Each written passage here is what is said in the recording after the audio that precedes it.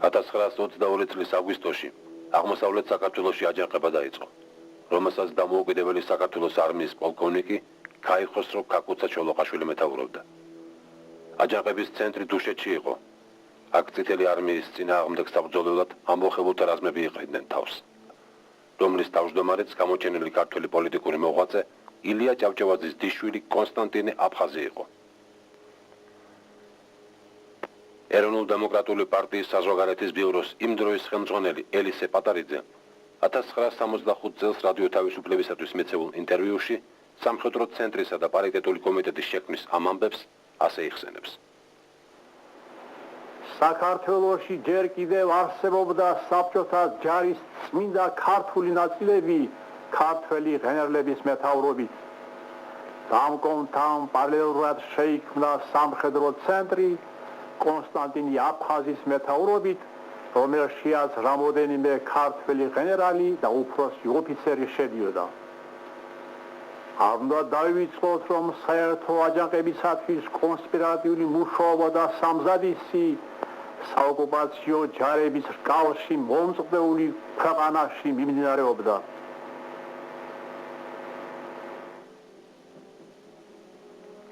ბოლშევიკების მოწინააღმდეგეებს საერთო გეგმა უკვე შემუშავებული ჰქონდათ. როგორც კი რუსული ჯარი აჯანყებულებთან საომრად გაიგზავნებოდა, მათ ზურგიდან თავს დაესხმოდა სოციალ-დემოკრატი მიხეილ ლაშქარაშვილი ქართველთა რაზმით. ორმხრივი დარტყმის შემდეგ, რასაც მტრის განადგურება უნდა მოჰყოლოდა, გამარჯვებულები ჩოლოყაშვილის მეთაურობით პირდაპირ თბილისის დასაუფლებად დაიძრებოდნენ. პარალელურად აჯანყებები უნდა დაწყებულიყო გურიაში, სამეგრელოში, სვანეთში, ქართლისა და კახეთის ყველა მაზრაში. წითელი არმიის განდევნის შემდეგ ხელისუფლებას იღებდა დამოუკიდებლობის კომიტეტი, იგივე პარიტეტული კომიტეტი. გამარჯვების შემდეგ ემიგრაციიდან მთავრობის დაბრუნებისთანავე ახალი არჩევნები დაინიშნებოდა. რუსეთის ჯარი დუშეთისაკენ დაიძრა. მის ხელმძღვანელად დაინიშნა პოლკოვნიკი როსტომ მუსხელიშვილი, რომელიც ფარულად პარიტეტული კომიტეტის წევრი იყო. იმ პერიოდის გამოჩენილი პოლიტიკური მოღვაწე დავით ვაჩნაძე წერს: მივდივარ ფრონტზე. შემომივარდა როსტომი დანიშნულ ბინაზე.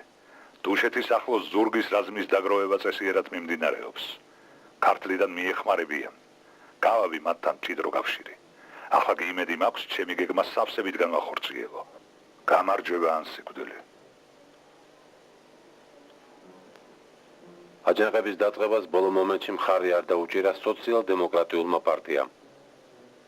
პარტიის კომიტეტმა სხდომაზე აჯანყების დაწყება ნაადრევად მიიჩნია. შეიარაღებული გამოშვებით დაგმო და გადაწყვეტილება უკვე ფრონტზე გასულ თავის წევრებსაც გაუგზავნა. ეს რომ შეიტყვეს ჩოლოყაშვილის დასახმარებლად წასულმა სოციალ-დემოკრატებმა, ქართლში შეყრილი რაზმები დაშალეს და უკან გამობრუნდნენ. მუსხელიშვილი რუსების ჯარით დუშეთს ქაკუცას ბანაკს მიადგა, სადაც მათ სასტიკი მარცხი განიცადეს. წითელი არმიის ნაწილები მოგვიანებით ახალი ძალების შევსების შემდეგ კვლავ დუშეთისაკენ გაემართნენ და მცირერიცხოვანი აჯანყებულები ალყაში მოაქციეს.